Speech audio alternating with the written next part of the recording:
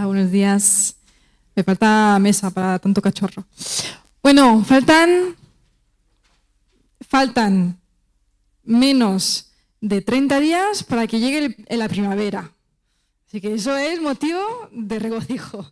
Ya sé que en Vitoria eso no significa nada porque puede hacer 4 grados en enero como en julio, pero por lo menos ya nos cambia un poco la dinámica. Sabemos que llega la primavera, el verano, el buen tiempo, el paseo, las terrazas. Ya sé que a algunos eso les da igual, pero para mí es motivo de gozo también. Yo cuando me paseo por Salburúa y empiezo a ver en los árboles los capullos que empiezan a salir, y ya es una señal de que va a venir la primavera. Entonces, eso para mí es motivo de regocijo, ¿no?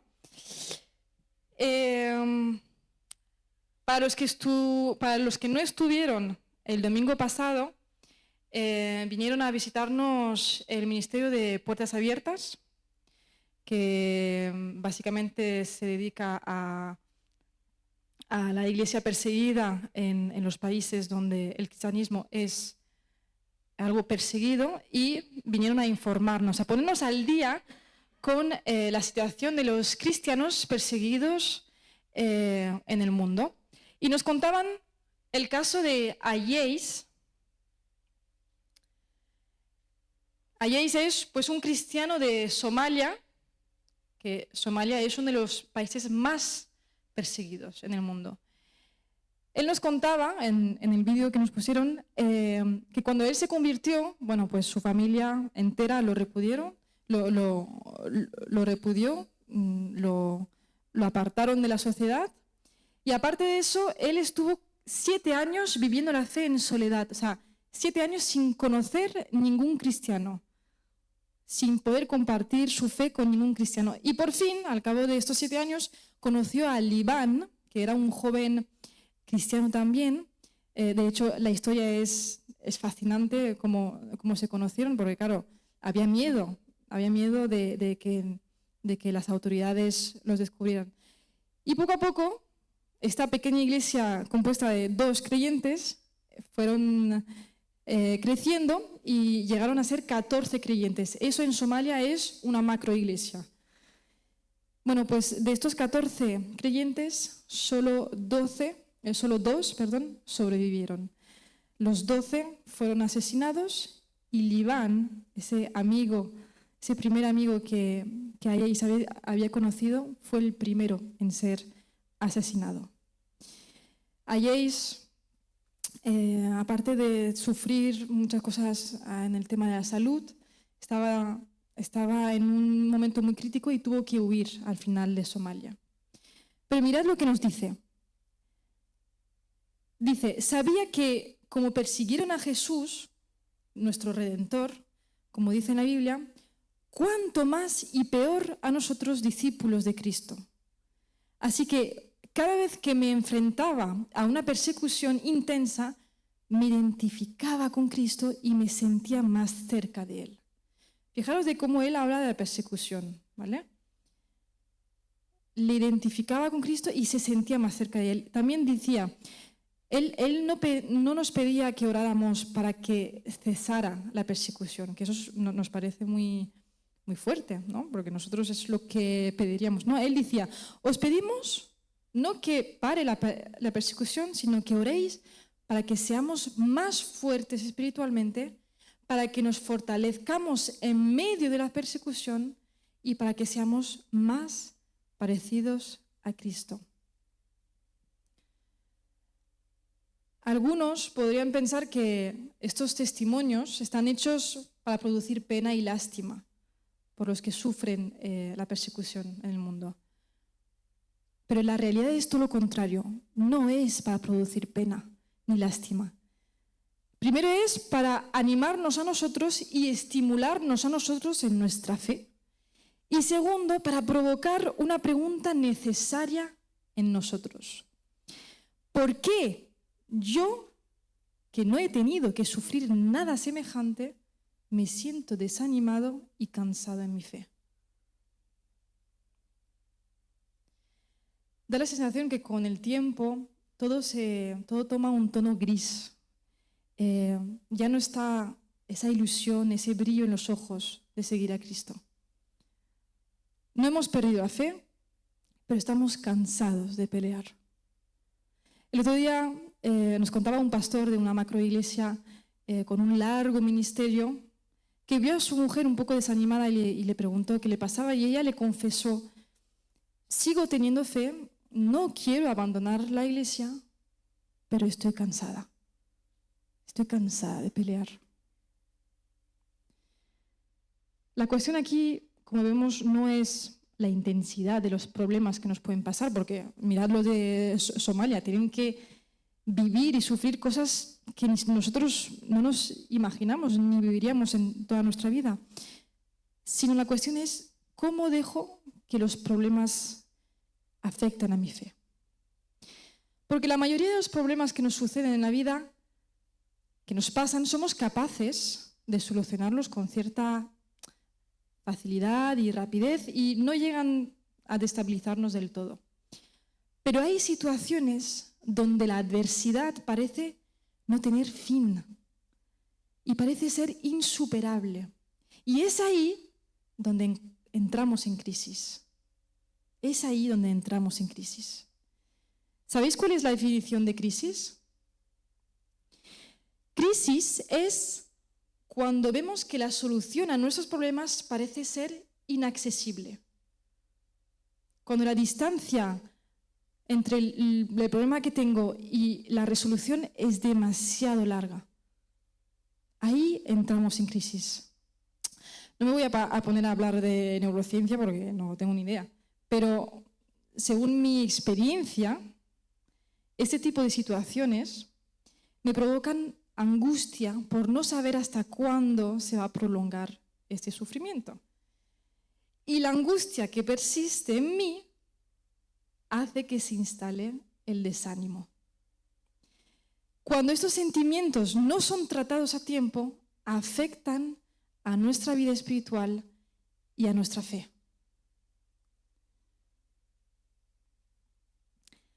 Pues en esta mañana vamos a ver que algo parecido les estaba pasando a la iglesia de los hebreos o a la carta de los hebreos. En el capítulo 12 vemos que la comunidad de los hebreos, estamos alrededor del año 68-70 antes de que el segundo templo fuera destruido, época muy convulsa a nivel del territorio en general. Es el Imperio Romano ha cambiado todo en el mundo, en cómo concebíamos el mundo, la política, y lo ha hecho tan rápido que las personas no han tenido tiempo de asimilar todo ese cambio y en general la sociedad vivía en una incertidumbre, en una confusión que les traía angustia, algo parecido a lo que vivimos ahora, ¿no? Pero una época muy convulsa, sobre todo para la iglesia primitiva. Esta comunidad de creyentes había soportado muchos sufrimientos, como lo vemos en el capítulo 10, versículo 34 del libro de Hebreos: persecución, burlas públicas, pérdida de sus bienes, es decir, sus casas, sus coches, bueno, sus coches no, porque no tenían, pero quiero decir, para aplicarlo, ¿no? Pero sus bienes, lo que necesitaban, pues todo eso se les había cogido. Y todo esto por defender su fe en Cristo. Aparte, se habían debilitado por culpa de la incredulidad y del descuido del estudio de la palabra. No estaban muy firmes en sus doctrinas. Y claro, en esa época las filosofías griegas y las corrientes populares que engañaban a la mayoría de las personas de la sociedad estaban empezando también a afectarles a ellos y a desorientarles.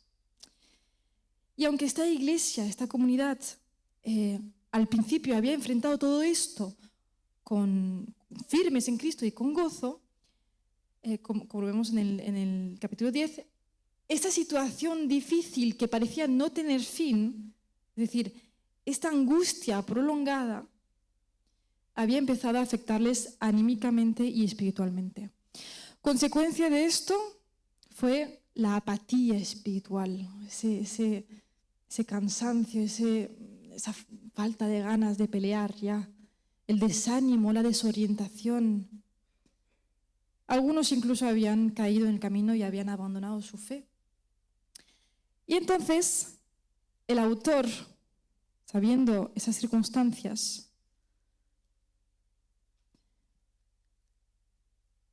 después de relatarles en el capítulo 11 todo ese capítulo precioso sobre los héroes de la fe, como nosotros el domingo pasado, les escribe esto en el capítulo 12.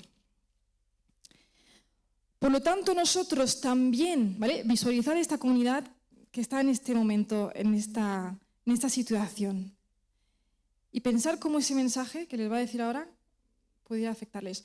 Dice, por lo tanto, nosotros también, que tenemos a nuestro alrededor tan gran nube de testigos, deshagámonos de todo lastre y del pecado que nos embauca, y corramos con perseverancia la carrera que tenemos por delante.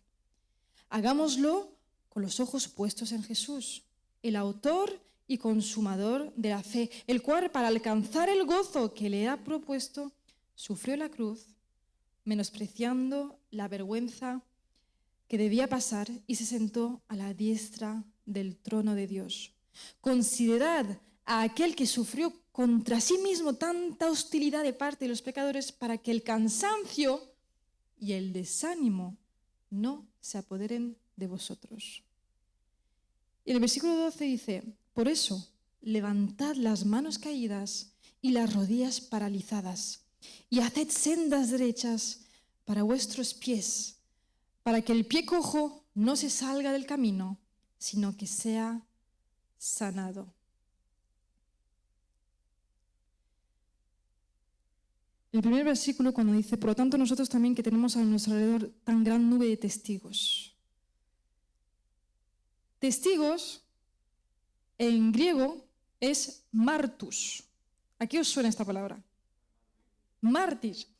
Pues yo no sé por qué, siempre que leía este pasaje, seguramente sin tener en cuenta el capítulo que iba antes, yo entendía que esa nube de testigos era las personas, los no creyentes que nos rodean, y que por lo tanto tenemos que ser firmes en la fe para demostrarles el mensaje del Evangelio. Pero no. Se está refiriendo no a los no creyentes, sino a todos los creyentes firmes en la fe, esos héroes de la fe que nos precedieron. Dice, por lo tanto, nosotros, teniendo a nuestro alrededor tanto testimonio, como lo hemos visto el domingo pasado, tanto testimonio de personas que han tenido que sufrir muchísimo más que nosotros, mirad cómo ellos siguieron firmes. Mirarlo no solamente para decir, uy, qué bien, no, sino preguntar, ¿por qué? ¿Cómo lo consiguieron? Tened en cuenta estos testimonios de los héroes de la fe para decir, yo quiero también seguir la carrera, ¿no? Entonces, es en ese sentido de mártir. Aquí el autor está utilizando, está claro, ¿no?, la analogía de la carrera, la metáfora de la carrera, para explicarnos los desafíos que en la vida, en la carrera espiritual, vamos a tener que enfrentar. En esa metáfora, la carrera no se refiere a un sprint, ¿vale? ¿Sabéis lo que es un sprint? Es una carrera de velocidad, o sea, aquí lo que importa es la velocidad, pero es una carrera corta. Aquí no está hablando de ese tipo de carrera, está hablando de una carrera de fondo. ¿Vale? En nuestros días, ¿cuál es la carrera de fondo más conocida? El maratón. ¿Aquí se hace maratón? Sí, ¿no? Aquí se hace. Bueno, pues la maratón de esta carrera, de este tipo de carrera, está hablando el libro de Hebreos. Y es curioso, porque no sé si lo sabéis, pero la carrera del maratón está inspirada en una leyenda, la leyenda del soldado griego Filípides, quien corrió desde el campo de batalla de Maratón hasta Atenas para anunciar la victoria sobre los persas. Se ve que era una distancia de unos más o menos 40 kilómetros y la corrió sin parar para llegar y dar el mensaje de hemos vencido. Y una vez que había dado el mensaje hemos vencido, cayó muerto por agotamiento. Se supone que de ahí sale esta carrera, está inspirada esta carrera. Pero me gusta porque seguramente el autor de Hebreos y la iglesia de los hebreos conocía esta leyenda y sabían que cuando el autor les decía tenéis que correr la carrera para que el cansancio y el desánimo no se apoderen de vosotros, ellos entendían esa historia de Filipides que había corrido sin parar hasta llegar hasta la meta, ¿no?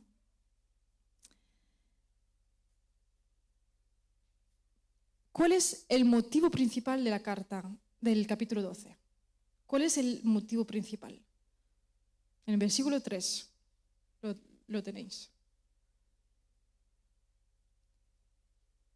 Para que el cansancio y el desánimo no se apoderen de vosotros y podáis seguir la carrera. Este es el motivo principal del autor y también del Señor en esta mañana para ti.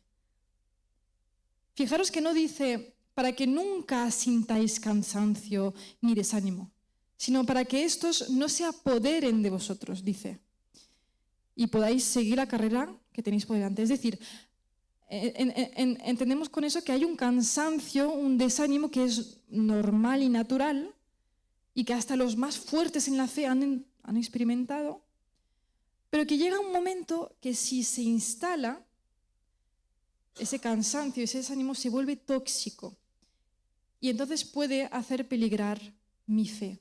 Y debemos ponerle remedio rápidamente. Rápidamente hay que ponerle remedio a lo que nos está sucediendo. Para que entendamos un poco de lo que estamos hablando, ¿cuál es la carrera o la lucha? Porque también van a utilizar las dos metáforas para la vida cristiana. Puede ser una carrera o puede ser una lucha, ¿vale? Pero ¿cuál es esa carrera? ¿A qué se está refiriendo el autor cristiano? ¿El qué? De la vida, ¿vale? Pero eso es muy general.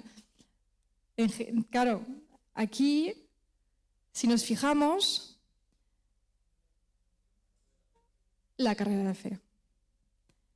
Recordad que tenemos que entender el pasaje en base a su contexto bíblico, ¿vale? O sea, no coger el pasaje solo el 12, sino entenderlo según los pasajes que estaban antes. Entonces, según el capítulo 11, ¿cuál es la carrera? Como hemos dicho, es guardar la fe hasta el final, a pesar de las dificultades. Mirad 2 de Timoteo 4:7. He peleado la buena batalla, he acabado la carrera, he guardado la fe. ¿Vale?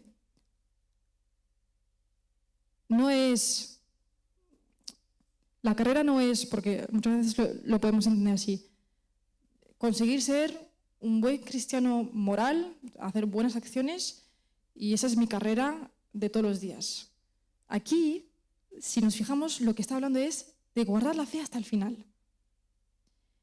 Y no voy a detenerme mucho en ello porque hicimos ya una serie sobre la fe que está en YouTube y podéis ver. ¿Vale? Pero es para dejar claro las cosas, de qué carrera estamos hablando. Y la fe, claro, si queremos indagar más, ¿la fe en qué? ¿Vale? Hay que guardar la fe, pero ¿la fe en qué? ¿La fe en que todo me irá bien en la vida? Si hemos estudiado un poquito la palabra, veremos que no se trata de cuanto más fe tenga en Dios, más prosperaré en términos humanos y más me libraré de los males de esta tierra. Esa no es. Si estudiamos un poco, vemos que ¿qué es? Porque también lo podemos entender al contrario. Cuanto más cosas malas me pasan en la vida, significa que he tenido menos fe, ¿no? Eso es lo que entendemos a veces. Todo eso se derrumba con leer el capítulo 11 de los héroes de la fe, porque ellos fueron apedreados, aserrados, vivieron todo tipo de sufrimientos. Entonces, la fe no es en ese tipo de vida, de creencia. La fe en Cristo. La fe en Cristo. Y eso es un poco como en la escuela bíblica de los niños. Normalmente yo escuché un día a un niño que decía, la respuesta siempre es Cristo. Se lo decía a su compañero, tú di siempre que es Cristo, porque esa siempre es la respuesta. Pero claro, a la hora de preguntarles ¿y por qué es Cristo? Ya no sabían contestarte. Ellos sabían que la respuesta era Cristo, pero no sabían muy bien por qué. Y aquí es igual, sabemos que la fe, sí, es en Cristo. ¿Pero por qué? ¿Por qué es en Cristo? Fe en Cristo porque tenemos fe en que su voluntad es mejor que la mía. Fe en sus fuerzas y no en las mías. Fe en que Él me justifica y me santifica y no mis obras. Fe en que no hay nada que pueda separarme de su amor. Fe en que protege mi vida más allá de la muerte. Fe en que si me pide algo, es que me va a capacitar también para hacerlo. Fe en Cristo significa eso. Fe en todas estas cosas. Entonces aquí, teniendo claro cuál es la carrera, que es guardar la fe, y en qué tenemos fe, que es en Cristo, ya estamos preparados para entender los 3 consejos que el autor le da a esta comunidad que está cansada de pelear. 3 consejos le da.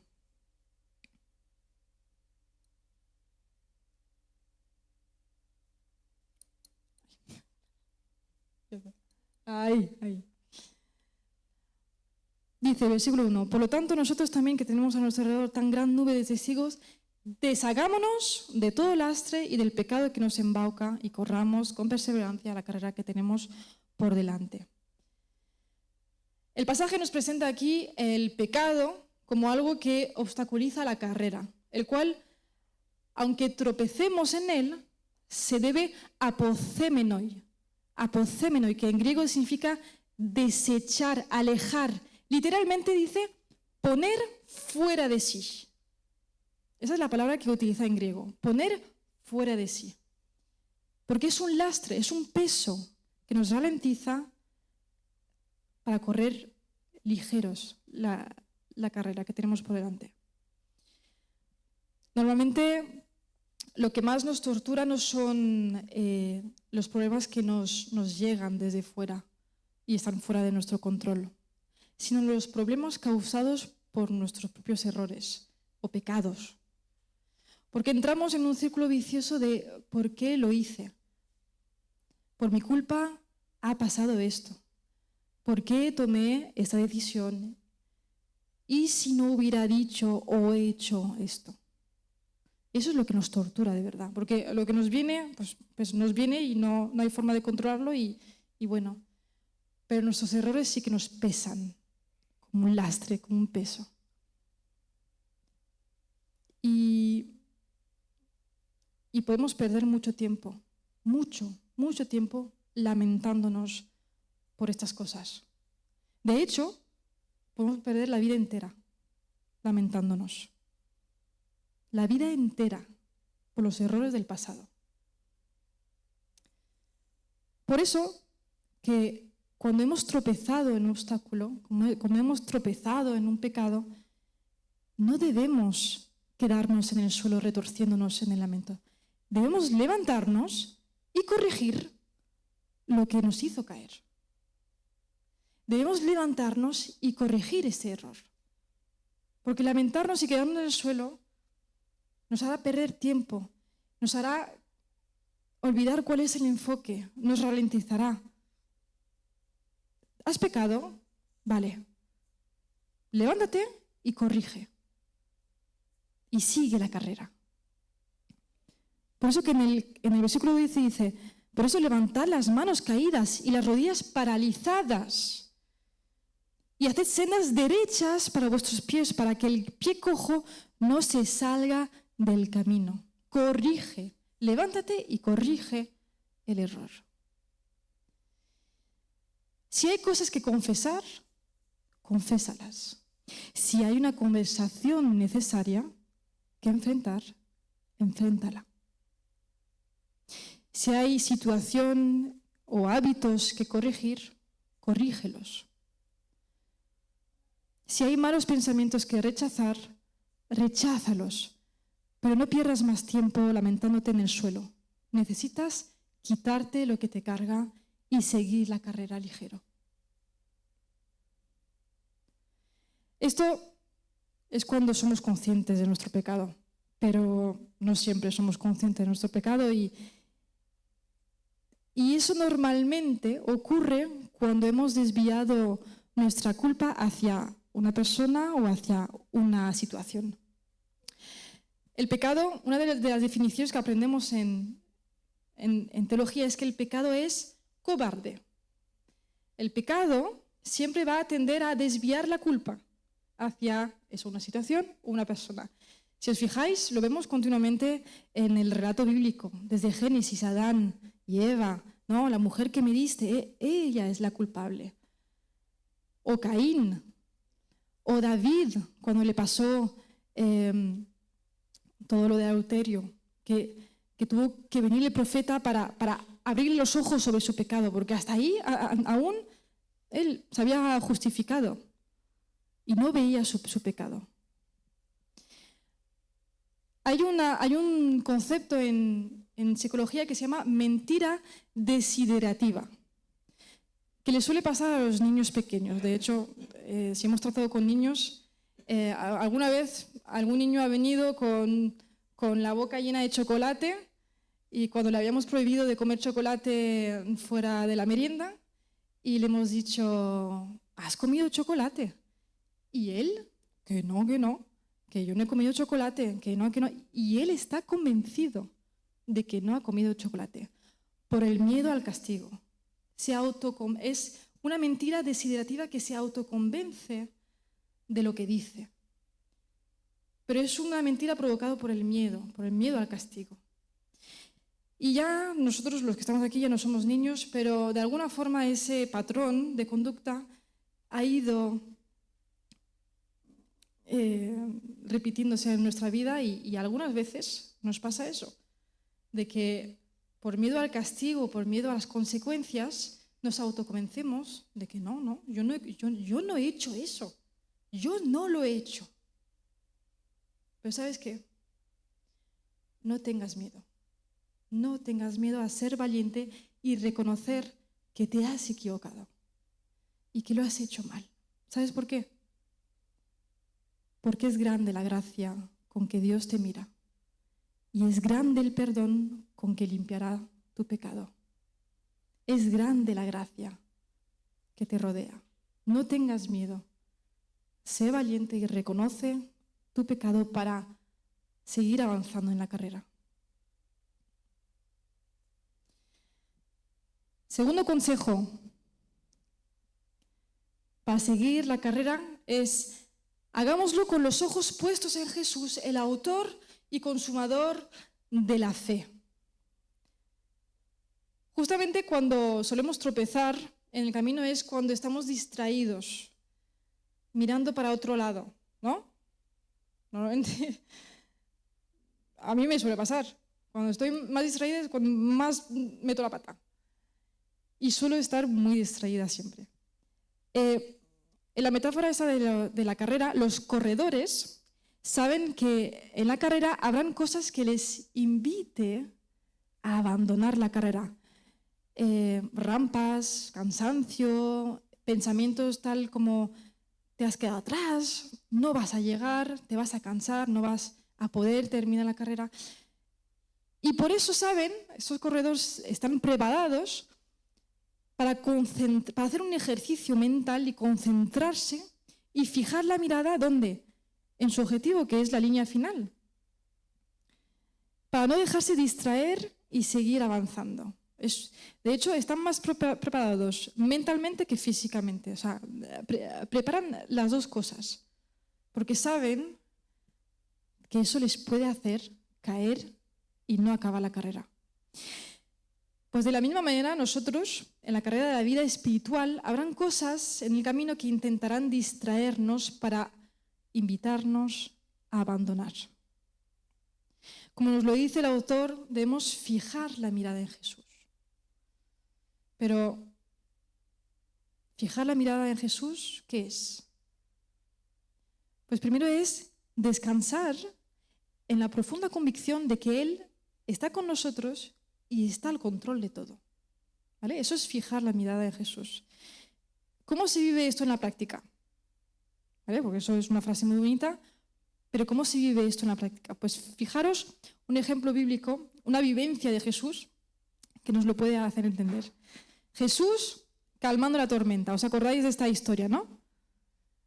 ¿Vale? Tienen que pasar. Jesús les dice a sus discípulos que tienen que pasar a la otra orilla, coger la barca y ir hacia la otra orilla. Y en medio de este viaje se desata una gran tormenta que les hace peligrar de muerte, o sea, de que las olas les hunden, ¿no? ¿Y qué pasa? Que los discípulos se molestan con Jesús porque él, ¿qué estaba haciendo? Estaba durmiendo, con olas de a lo mejor 6 metros ahí. No sabemos cómo era la barca, pero bueno, estaban angustiados y él estaba durmiendo. ¿Por qué dormía? Claro, esa es la pregunta siempre que leemos este pasaje. ¿Por qué él dormía? ¿Le daba igual que murieran? ¿Era cansancio de verdad? ¿Real? Pues leí acerca de esto algo que nunca había pensado. Y es que Jesús, sabemos que él no hacía nada que el Padre no le había dicho de hacer. Por lo tanto, si Jesús sabía que tenía que ir al otro lado, es porque entendía que esa era la voluntad del Padre. Y esta es la verdadera razón de esta actitud de Jesús en la barca. Él estaba tranquilo porque descansaba en una profunda convicción de que si el Padre le había dicho de ir hacia allá, el Padre iba a estar al control de todo lo que iba a ocurrir. Y que no había ninguna tormenta que pudiera pararlo. Pues de la misma manera nosotros estamos llamados a correr con esta actitud calmada aún en medio de las tormentas que nos puedan azotar. Para esto, pues debemos tener claro cuál es la voluntad del Padre. Debemos tener claro cuál es su voluntad en nuestra vida y hacia dónde nos dirigimos. Cuando vinimos aquí nosotros, sois testigos de que estábamos convencidos de que era la voluntad del Señor y sabíamos que iba a haber dificultades, pero estábamos tranquilos en que si esa era la voluntad del Señor, pues nos ayudaría en todo, ¿no? Pero claro, al llegar aquí, el clima, a mí personalmente, el primer año me afectó muchísimo, en parte porque me fijaba demasiado en el clima. Yo me despertaba por la mañana y lo primero que hacía era levantar la persiana y ver si salía el sol o no. O miraba el tiempo en el móvil a ver cuántos días iban a pasar nublados. Y era un poco una obsesión y una fijación que tenía, ¿no? Como los discípulos en la barca, que se fijaban demasiado en las olas. Pero llegó un momento donde le dije al Señor, Señor, si tú me has traído aquí, ayúdame a superar esto, porque sé que cambiarlo, pues está el cambio climático, pero tampoco va a hacer, es decir, que el clima no lo puedes cambiar, es lo que es. Entonces, si tú me has traído aquí, ayúdame a superar esto. Yo sé que al igual que has permitido que me ocurra esto, también me darás las fuerzas para salir de esto. Eso era una convicción que tenía. Me quitó todos los males y ya... No. Seguía sufriendo, había días mejor, había días peor, pero tenía una convicción que el Señor, si había permitido esto, me iba a dar la salida también y la solución. Y así fue, así fue. Yo ahora estoy totalmente aclimatada, de hecho ya no me acuerdo lo que es vivir con sol. Estoy totalmente... no me afecta ya. Pero sí, así fue. Aprendí a descansar en su cuidado, en la convicción de que Él estaba al control de todo. Aún en las tormentas que más me amenazan. Es decir, ni lo que más tememos en la vida, que podría ser la muerte, es una amenaza para los que están en Dios. Dice Romanos 8, porque por lo que estoy seguro de que ni la muerte, ni la vida, ni los ángeles, ni principados, ni potestades, ni lo presente, ni lo porvenir, ni lo alto, ni lo profundo, ni ninguna otra cosa creada nos podrá separar del amor de Dios que es en Cristo Jesús, Señor nuestro. ¿Eso es una convicción o no es una convicción?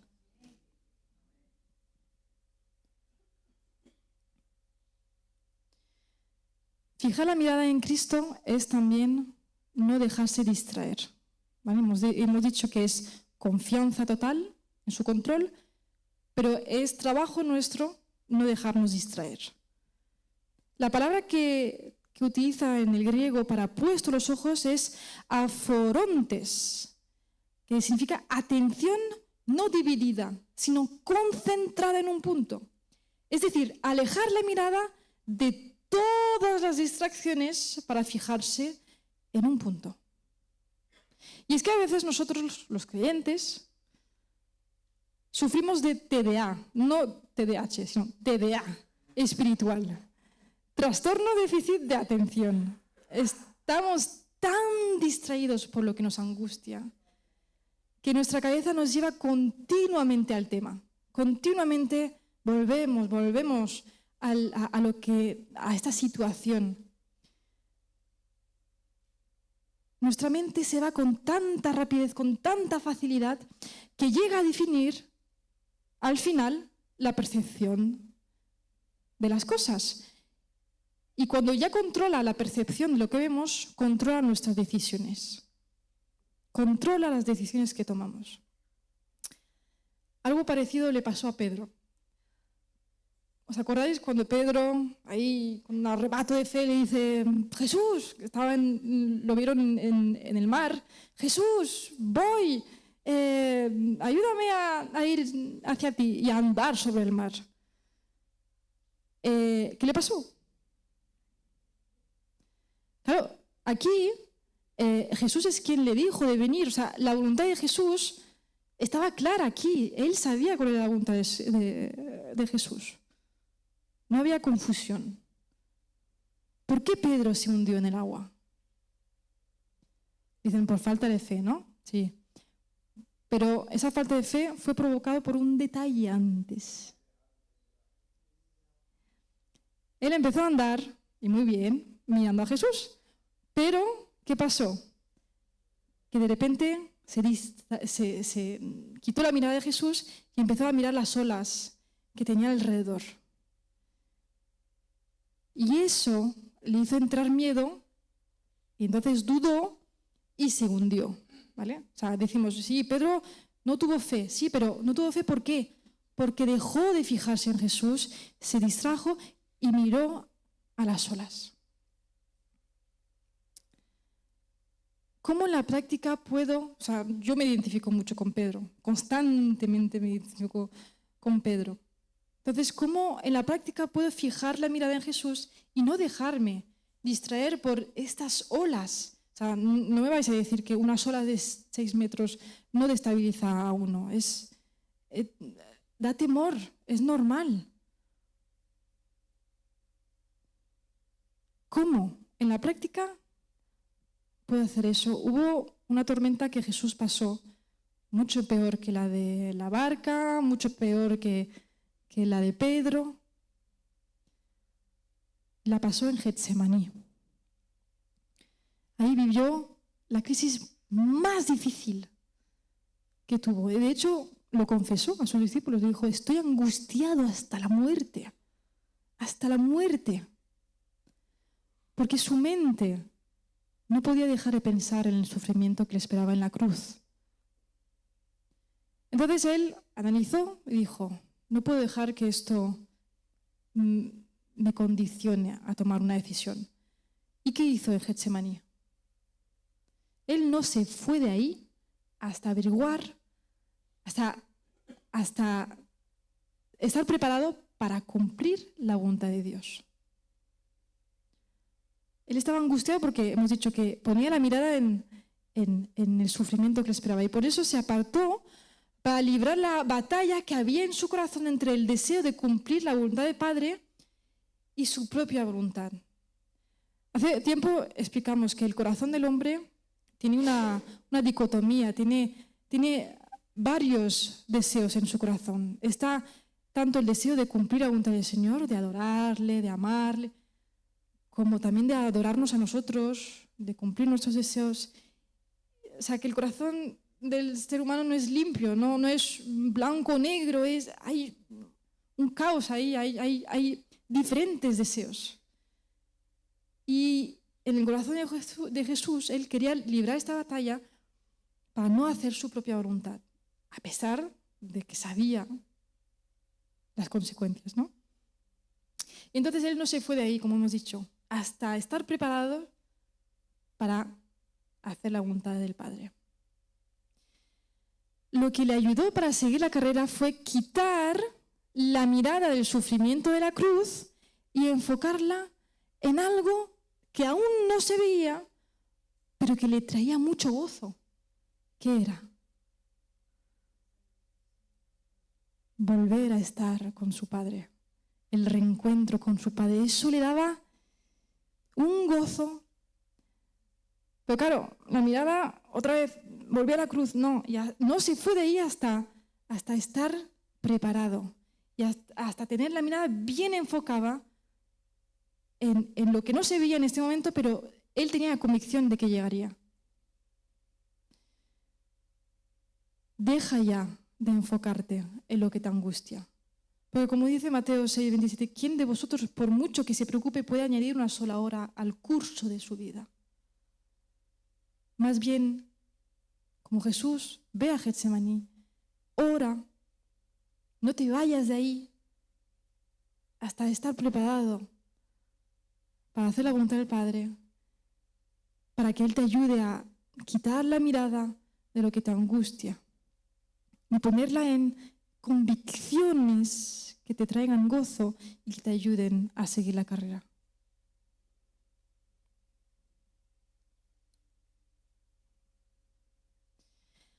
Hagámoslo con los ojos puestos en Jesús, el autor y consumador de la fe, el cual, para alcanzar el gozo que le era propuesto, sufrió la cruz, menospreciando la vergüenza que debía pasar y se sentó a la diestra del trono de Dios. Aquí el tercer consejo es, fijaros, la fuerza del gozo. No gozo, sino la fuerza del gozo, porque aquí está claro, ¿qué es lo que le ayudó a Jesús? Fue el gozo. ¿Qué es lo que le ayudó a sufrir la cruz? Fue el gozo que él podía ver, aunque no se veía, pero podía tener la mirada enfocada en ese gozo que iba a venir. Todo lo que pasó en Getsemaní fue para esto, para dejar de enfocarse en la cruz y cambiar el foco a lo que él esperaba. Y eso renovó sus fuerzas y renovó su ánimo. Eso les pasa a las que van a parir, a las embarazadas, ¿no? Ellas saben, o sea, imaginaros que si una embarazada solo pensara y se fijara en el dolor de que va a sufrir, ninguna iría, ninguna tendría hijos. Pero no, todas vamos porque sabemos que vamos a tener un gozo mucho más grande que el sufrimiento que vamos a sufrir. Cuando tengamos a nuestro bebé en nuestros brazos. Y dicen eso, ¿no? De que de repente, por mucho que hayas sufrido en el parto, cuando tienes al bebé, ya no te acuerdas de nada. Es como que de repente se va todo. Pues es un poco eso. vivir la vida cristiana. Es que el gozo que podamos ver nos ayude a sufrir las cosas de este mundo que no podemos escapar del sufrimiento de este mundo. ¿Vale? Si os han engañado con una visión de prosperidad o sin sufrimiento, no es así. Leed el capítulo 11 de Hebreos. Mirad los héroes de la fe, todo lo que tuvieron que pasar. Pero hay algo diferente. El gozo nos puede dar las fuerzas.